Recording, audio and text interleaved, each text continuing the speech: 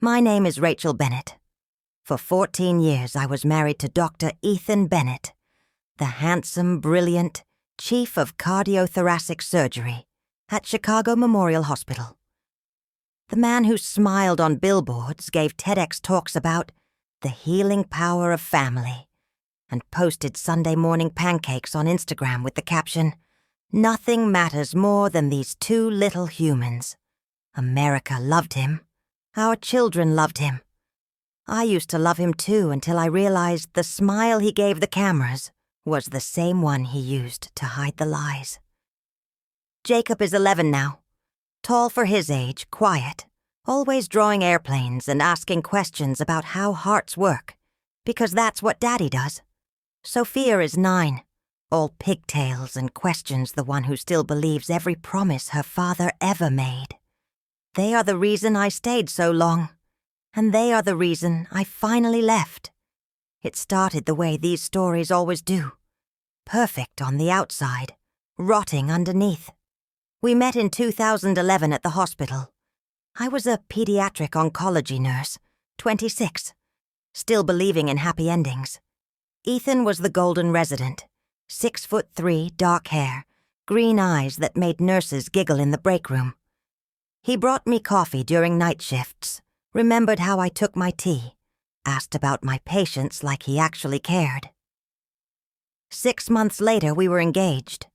A year after that, married in a vineyard outside Napa with 400 guests and a string quartet.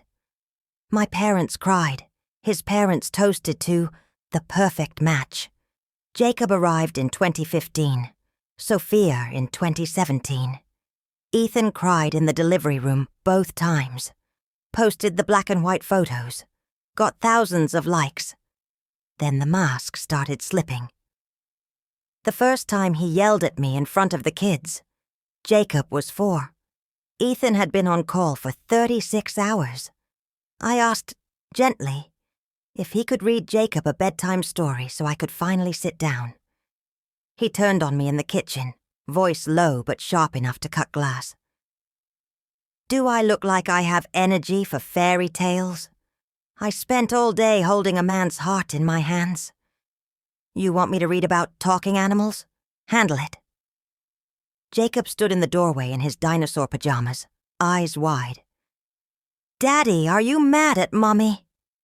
Ethan's face changed instantly. That practiced surgeon's smile snapped back on. He knelt, ruffled Jacob's hair. Nobody.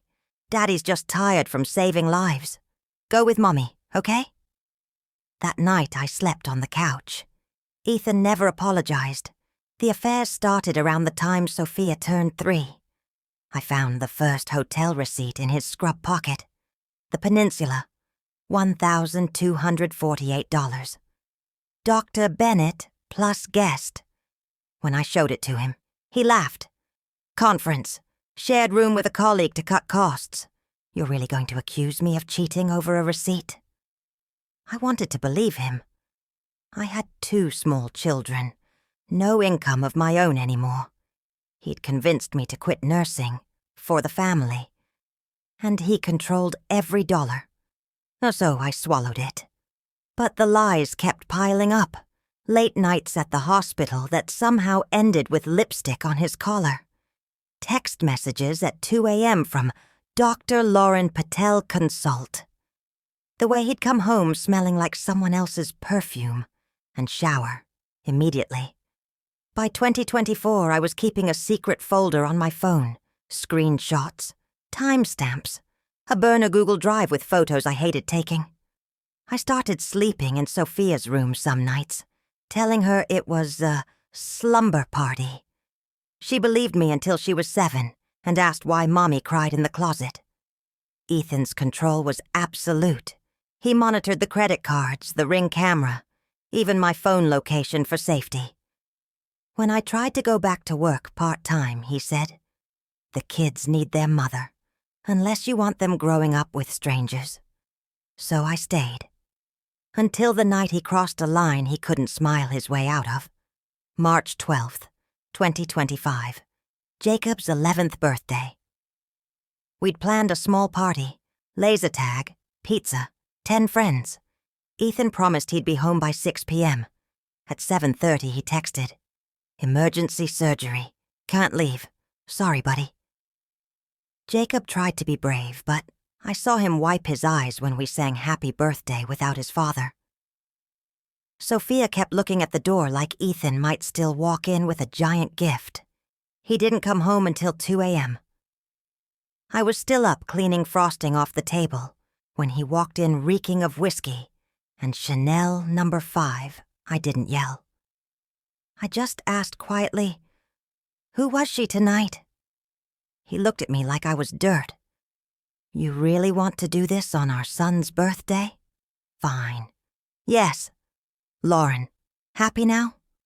She doesn't nag me about reading bedtime stories or complain that I'm never home. She actually appreciates what I do. The kids would be better off with me anyway." "You're unstable, Rachel. Always crying, always suspicious. I'll make sure the court sees that." That was the night I called a divorce lawyer. Sarah Klein, the same pit bull attorney who handled high-net-worth cases, met me at a Starbucks the next day. She looked at my folder of evidence and said, "Rachel, this is going to be ugly. He's going to paint you as the crazy wife. We need to document everything, and we need the kids protected." I filed on April 1st. No joke. Ethan's response was immediate and brutal. He moved out but kept the keys to check on the property. He hired the most expensive family law firm in Chicago. They filed emergency motions claiming I was alienating the children, that I had factitious disorder because Sophia had seen a therapist for anxiety, that I was unfit. The first hearing was May 14th, Courtroom 612. Judge Elena Ramirez presiding. Judge Ramirez is in her late 50s, short silver hair, no nonsense, rumored to have zero patience for doctors who think they're above the law. She'd already read the filings. Ethan showed up in scrubs, fresh from surgery, of course, looking every inch the devoted father. His lawyer, Marcus Hale, laid it on thick. Dr. Bennett is the primary breadwinner. Ms. Bennett has been out of the workforce for years. The children are thriving under his guidance. Jacob wants to be a doctor. Sophia is excelling in school. We're asking for primary physical custody, the marital home, and supervised visitation for the mother until she completes a psychological evaluation. Judge Ramirez looked at me. "Ms. Bennett?" I told the truth. The affairs, the emotional abuse, the way he'd threatened to take the kids. I showed the hotel receipts, the texts. Ethan's team called them cherry-picked and taken out of context. Then Ethan took the stand. Under oath, Marcus asked him, "Have you been unfaithful to your wife during the marriage?" Ethan looked straight at the judge, voice calm and steady. The same voice he used to tell families their loved one was going to be okay.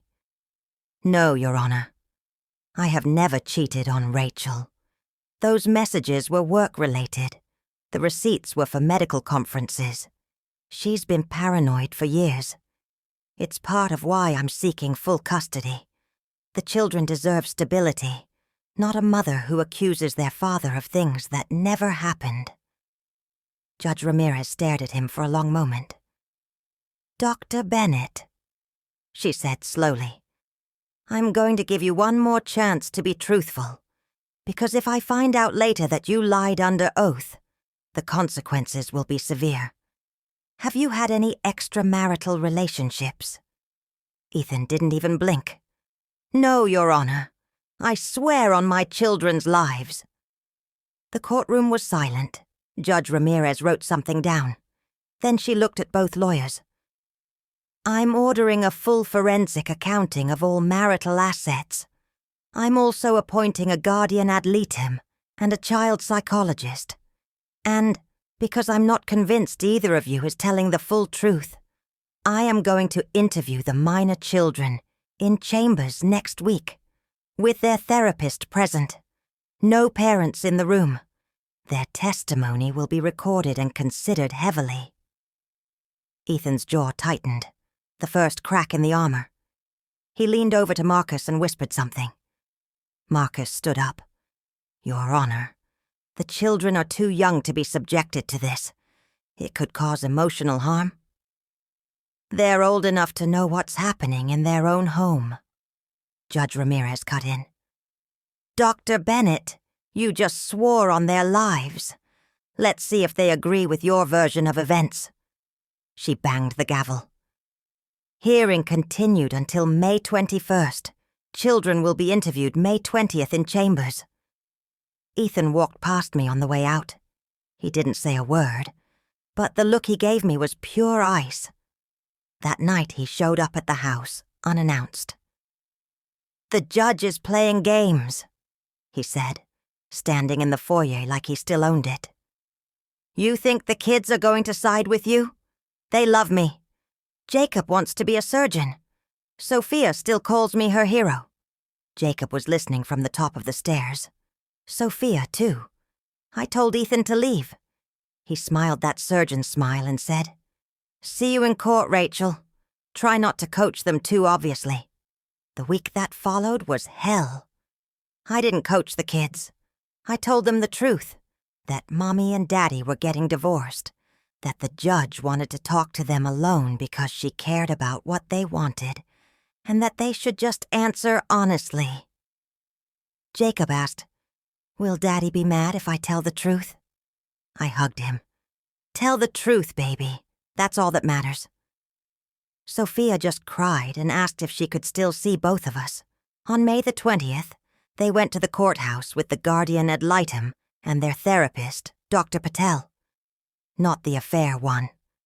A different one, thank God. I sat in the waiting room for 3 hours, stomach in knots. Ethan paced the hallway like a caged animal. When the kids came out, Jacob looked pale but calm. Sophia ran straight to me and buried her face in my neck. Judge Ramirez's clerk told us the in-chambers interviews were very illuminating. The next hearing, May the 21st, was when the mask finally started to crack, because Judge Ramirez had heard the truth from the only people who mattered, and she was about to force Ethan to face it in open court. May 21st, 2025. The second hearing. Courtroom 612 felt smaller today. The gallery was packed. Hospital colleagues, curious locals, a few reporters who'd caught wind of the celebrity surgeon divorce. Ethan sat at the defense table in a crisp navy suit, looking composed, but I noticed his left hand twitching under the table. The same hand that used to hold Hart steady now couldn't stay still. Judge Ramirez entered. Everyone stood. She didn't waste time on pleasantries. Before we proceed with arguments, she said, I've reviewed the in-chambers interviews with Jacob and Sophia Bennett, conducted yesterday with the guardian ad litem and Dr. Patel present. The recordings are sealed for privacy, but I will summarize key points relevant to custody and credibility. Ethan leaned forward slightly. The judge continued. Both children expressed love for both parents. However, they independently described an environment of frequent tension, yelling, and fear, primarily directed at Ms. Bennett by Dr. Bennett. Jacob stated that his father often came home late, smelling of alcohol and perfume that wasn't his mother's. He said he once heard his father tell his mother, "The kids would be better off without you nagging me." A low murmur rippled through the room. Sophia reported that she feels scared when her father gets angry, that he has broken promises, like missing Jacob's birthday, and that she prefers to sleep in her mother's room on those nights because Mommy doesn't yell. Both children said they want to live primarily with their mother, but still see their father. Ethan's face flushed red. He whispered sharply to Marcus Hale, who shook his head. Judge Ramirez looked directly at Ethan. Dr. Bennett, you swore under oath last hearing that you have never been unfaithful. You swore on your children's lives. Your children just described behaviors consistent with infidelity. I'm giving you one final opportunity to correct the record before I consider perjury referrals." Ethan stood. His voice was steady at first, surgeon calm. "Your Honor, my children are impressionable. Rachel has been planting these ideas for months. They're repeating what she's told them. I've never raised my voice in a way that harmed them. The late nights are surgeries, the perfume, hospital staff. I love my family. I would never—" "Enough!" Judge Ramirez interrupted. "You're not on the stand yet, but you will be." She turned to Marcus Hale. "Call your client to testify." Ethan took the stand. The bailiff swore him in again. Marcus started soft. "Dr. Bennett, have you ever been unfaithful during your marriage?" Ethan met the judge's eyes. "No, sir. Never."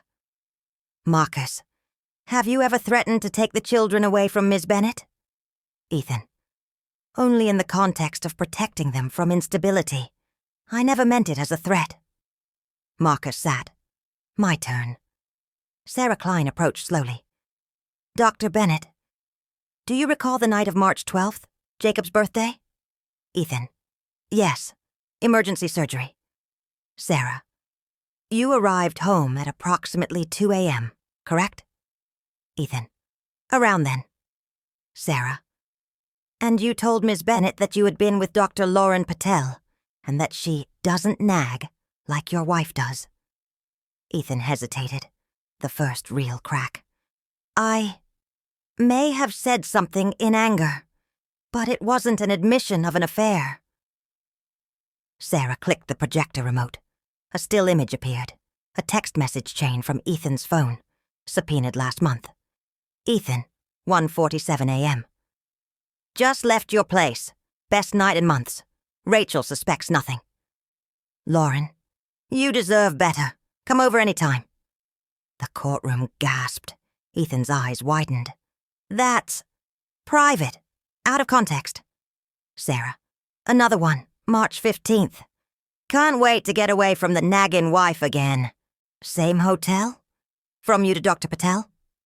Ethan gripped the rail. I was venting. It wasn't physical."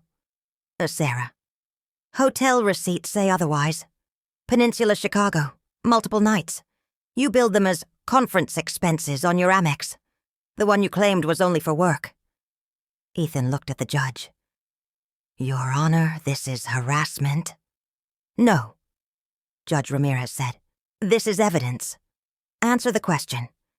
Did you have a sexual relationship with Dr. Lauren Patel during your marriage?" Silence stretched for 10 full seconds. Ethan's shoulders sagged. "Yes," he whispered. "I did." The courtroom erupted in murmurs. Judge Ramirez banged the gavel once. "Order," Sarah continued. "And the statement to your wife that the children would be better off with you." "Did you say that?" Ethan, "In anger. I didn't mean it."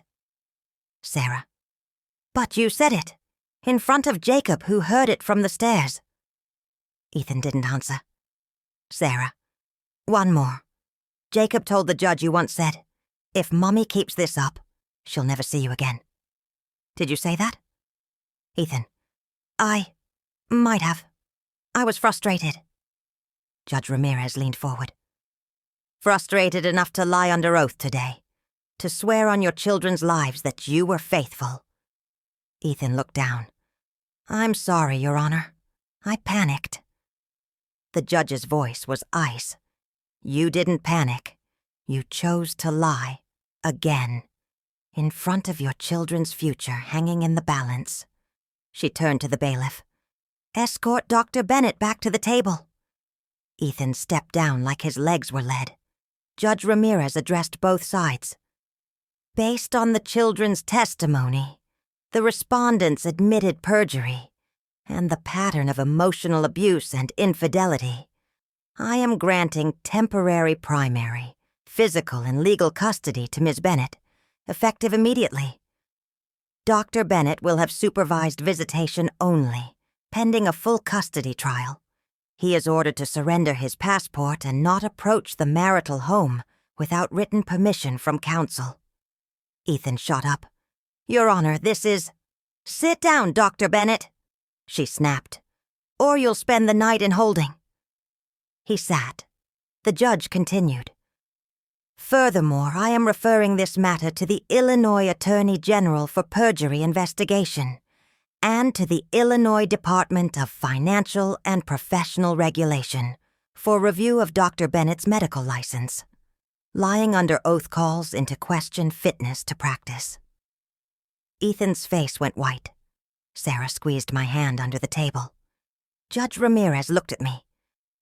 Ms. Bennett, the children will remain with you. A new hearing is set for June 18th. Court adjourned. The gavel fell. Ethan stood slowly. As the marshals flanked him, not arresting him yet, but escorting him out, he looked back at me. Not angry this time. Defeated. Jacob and Sophia were waiting in the hallway with the guardian ad litem. They ran to me. Sophia hugged my legs. Jacob just held my hand tight. We walked out together, past the reporters, past the flashing cameras, past the man who used to be their hero. In the car, Jacob said quietly, Mom, did we do the right thing? I kissed his forehead.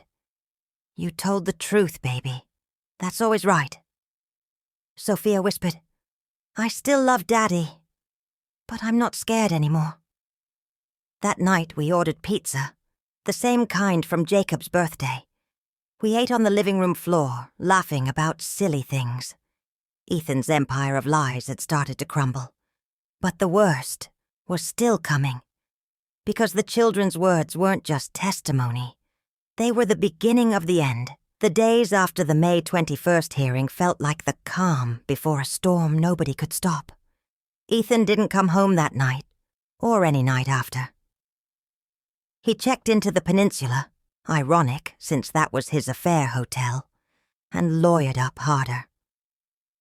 Marcus Hale filed an emergency motion to reconsider custody, claiming Judge Ramirez showed clear bias by interrogating Ethan in front of the children's summary, and that the kids had been coached.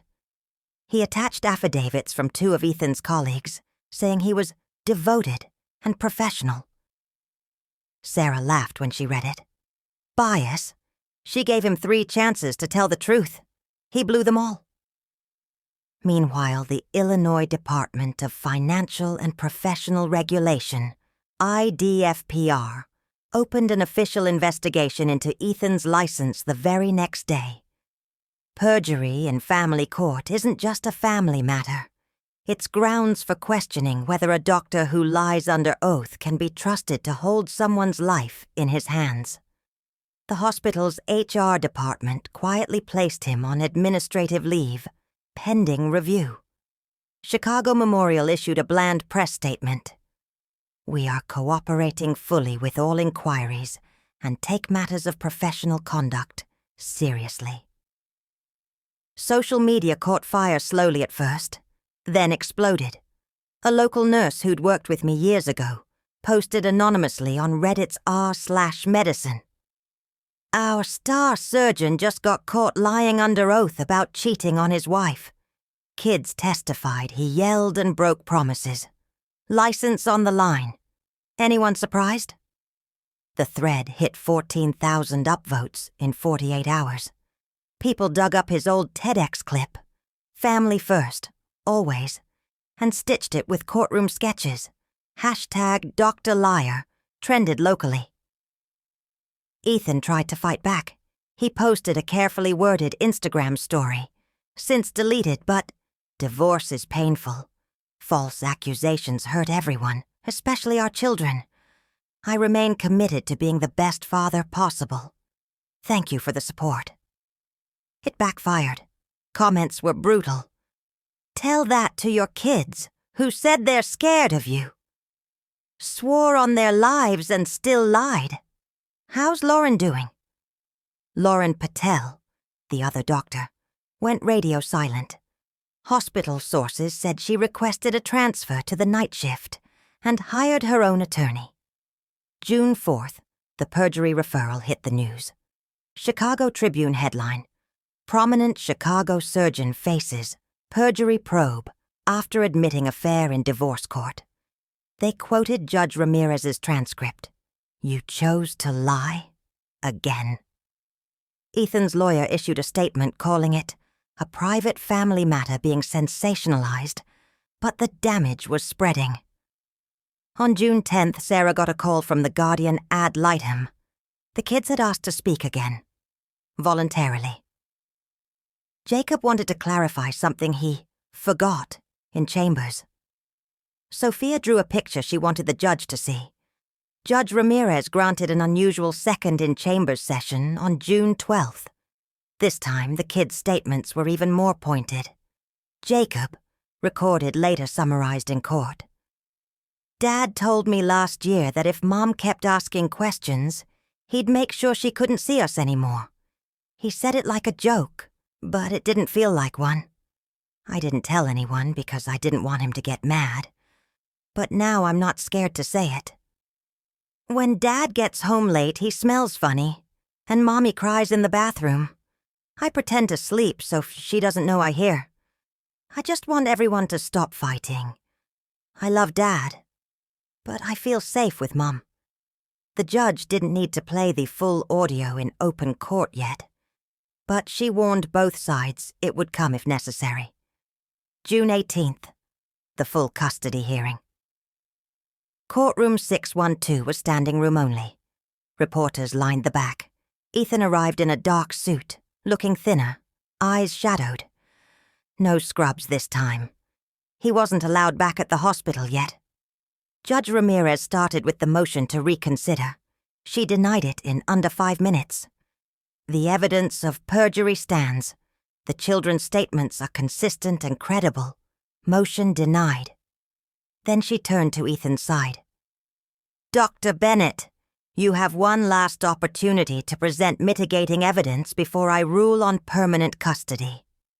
Marcus called 2 character witnesses, an anesthesiologist and a former patient, who said Ethan was brilliant and compassionate. Weak sauce. Sarah's turn. She called me first. I testified about the years of emotional control, the financial lockdown, the way he'd isolate me from friends.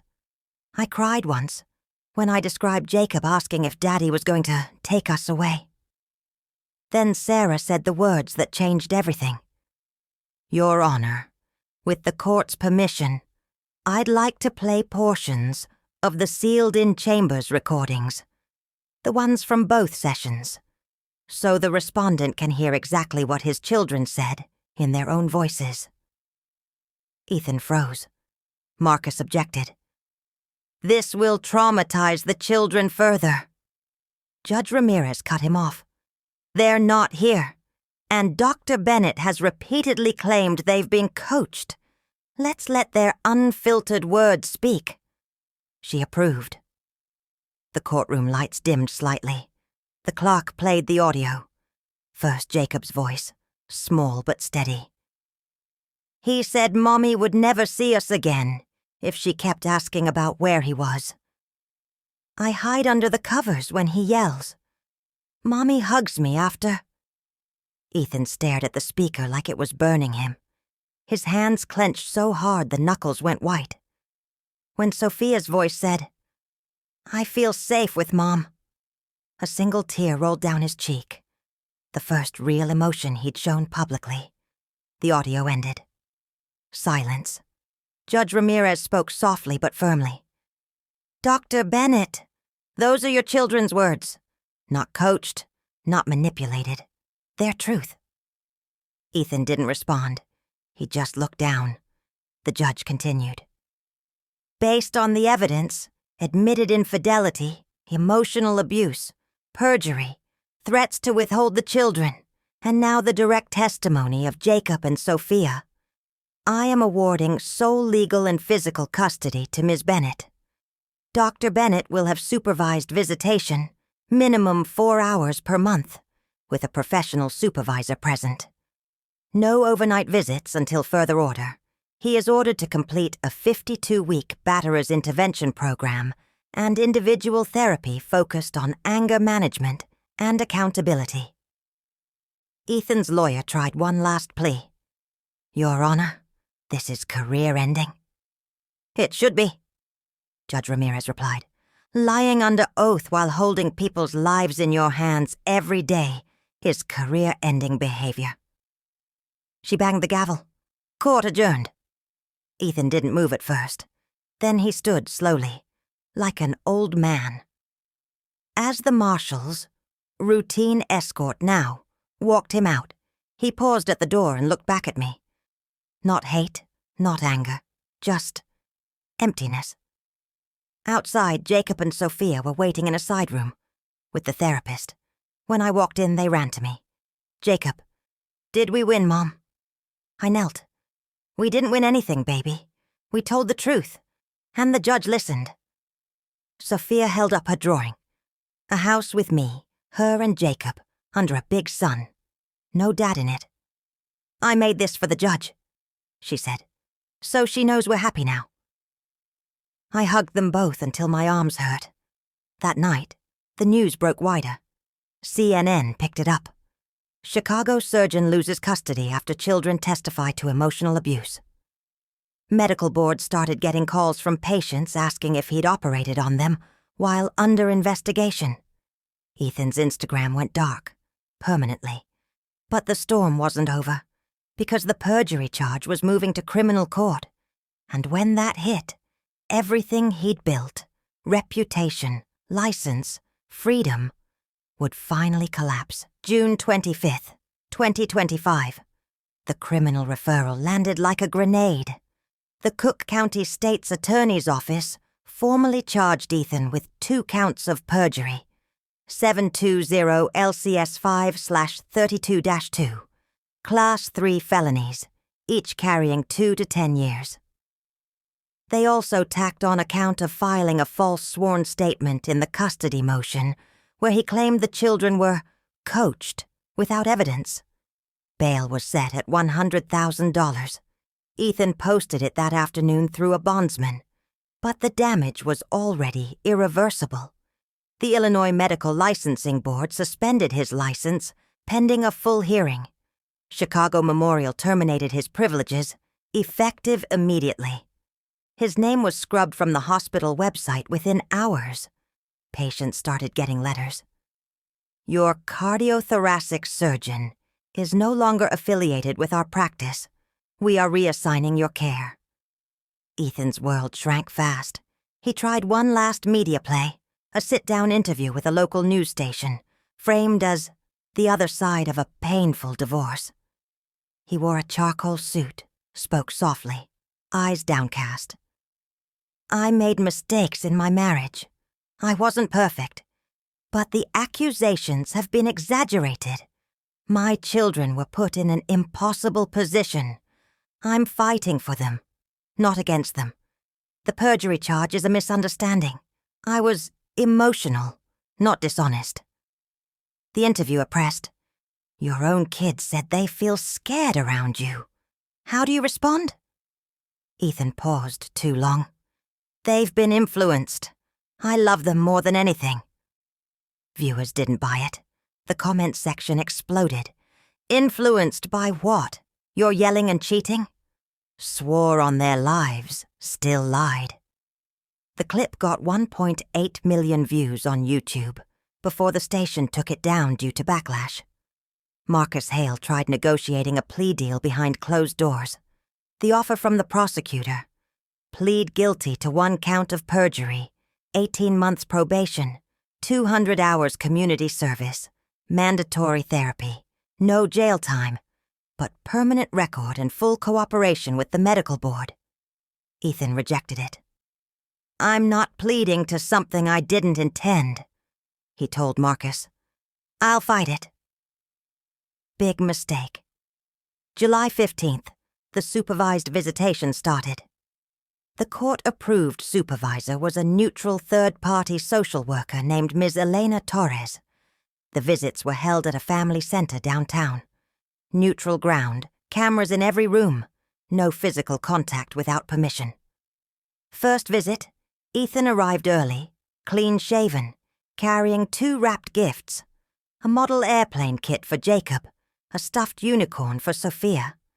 They sat in a small playroom. Ms. Torres observed from the corner. Jacob went first. He sat across the table, arms crossed. "Hi, Dad." Ethan smiled, that old surgeon smile, but it looked forced now. "Hey, buddy, I missed you.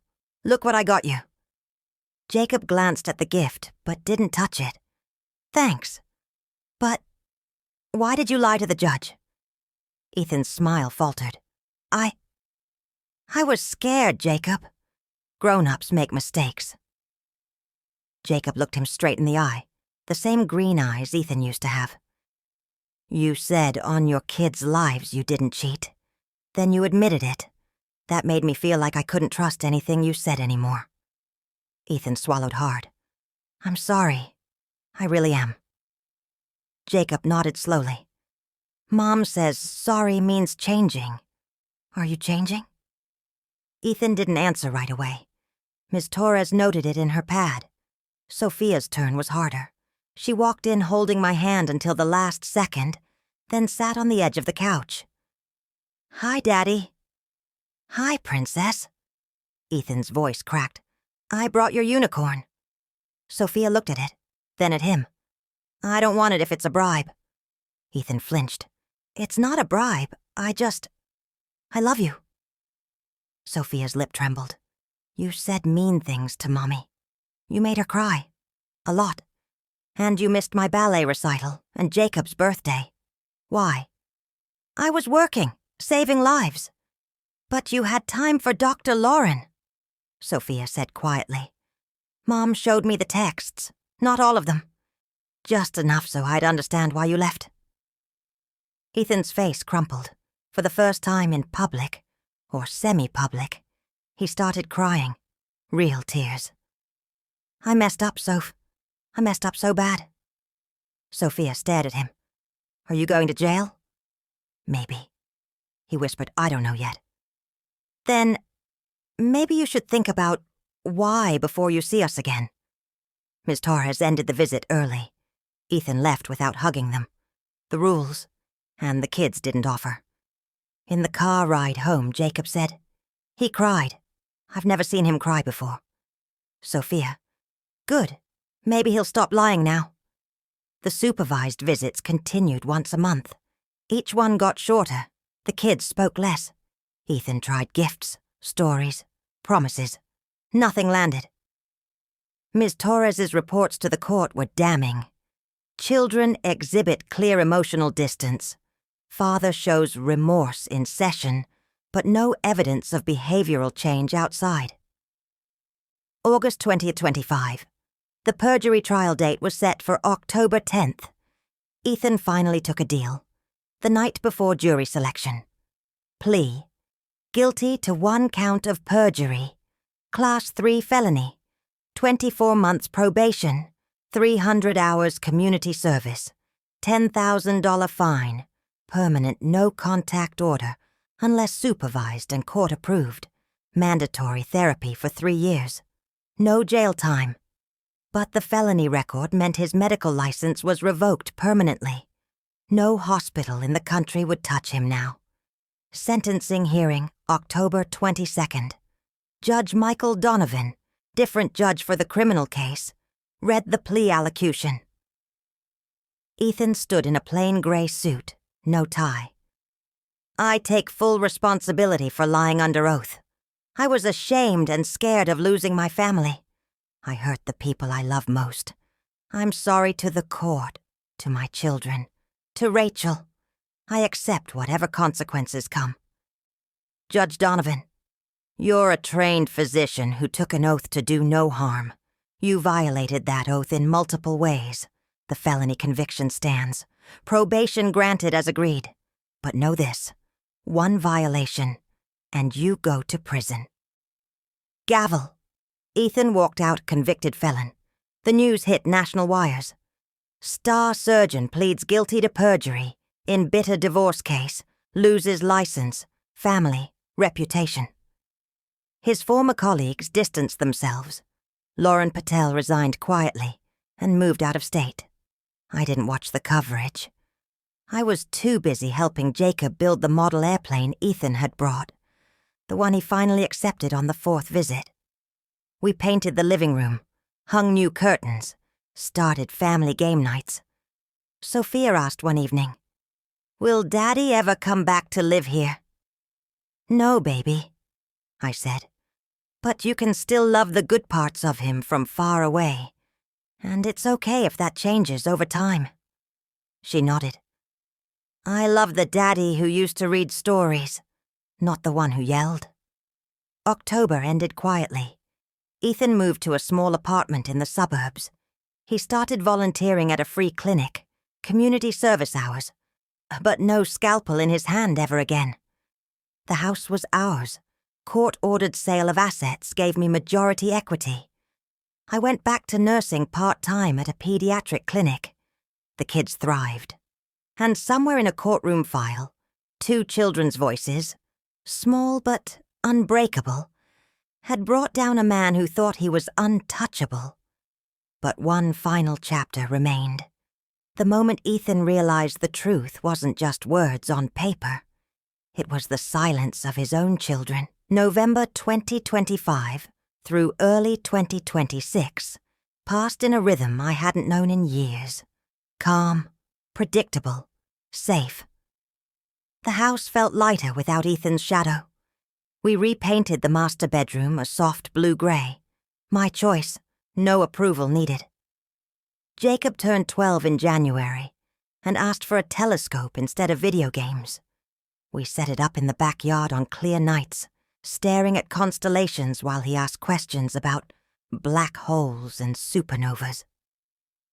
Sophia started ballet again, the class Ethan used to miss, and I never missed a recital. I went back to full-time nursing at the pediatric oncology floor where I'd started my career. The pay was modest compared to Ethan's old salary, but the money felt clean. No more allowance deposits. No more questions about where it came from. We downsized the cars, sold the vacation condo in Aspen, Ethan's favorite escape spot, and put the proceeds into college funds for the kids. Ethan's felony conviction made headlines fade quickly. By December 2025, he was just another disgraced professional in the news cycle. His LinkedIn went inactive. His professional society membership was revoked. He volunteered at a low-income clinic in the South Side, community service requirement, suturing wounds and reading EKGs for people who couldn't afford private care. The irony wasn't lost on anyone. Supervised visitation continued monthly. By the 6th one, November 2025, the pattern was set. Ethan tried to connect. The kids responded politely but distantly, and Ms. Torres noted minimal emotional engagement from minors. The 7th visit, January the 18th, 2026, was the last one that mattered. The family center room was the same, beige walls, worn toys, two-way mirror. Ethan arrived wearing a plain sweater and jeans. No suit, no pretense. He carried nothing this time. No gifts. Just himself. Jacob and Sophia sat on the small couch. Ms. Torres in the corner, notepad ready. Ethan knelt to their level. "Hey," he said softly. "I'm not going to bring stuff anymore. I just wanted to talk. Really talk." Jacob nodded once. Ethan took a breath. "I know I hurt you both. A lot. I lied to the judge. I lied to your mom. I lied to myself. And the worst part is, I made you feel like you couldn't trust me. That's the thing I can't fix with sorries or apologies in a courtroom." Sophia's eyes filled. "You used to read us stories. You used to laugh with us. Where did that dad go?" Ethan's voice broke. "He got lost. In work. In ego. In thinking I was more important than you two. I chose wrong every time I chose myself over you." Jacob looked at him steadily. Are you going to keep choosing wrong? Ethan shook his head slowly. I'm trying not to. Therapy is hard. Admitting I was wrong is harder. But I'm doing it. Not for custody. Not for the judge. For you. Even if you never want to see me again, I want you to know your dad finally figured out what matters. Silence stretched. Sophia whispered, I still love you, Daddy, but I don't want to be scared of you anymore. Ethan nodded, tears falling freely now. I don't want that either. If it means staying away so you can feel safe, then that's what I'll do. Jacob reached out, the first voluntary touch in over a year, and put his hand on Ethan's arm. Maybe someday we can try again. When you're different. Ethan covered Jacob's hand with his own. I'll wait, as long as it takes. Ms. Torres ended the visit gently. Ethan stood, wiped his face, and looked at them one last time. I love you both. More than I ever showed. Thank you for telling the truth when I wouldn't. He walked out without looking back. In the hallway, the kids hugged me tight. Jacob. He sounded real this time. Sophia. I think he meant it. I didn't know if Ethan would change permanently. People don't always. But for the first time, he'd listened without defending, without excuses. The court ended supervised visitation in February 2026. Not because Ethan earned unsupervised time, but because the kids requested a pause. We need space to heal, Jacob wrote in a letter to the judge.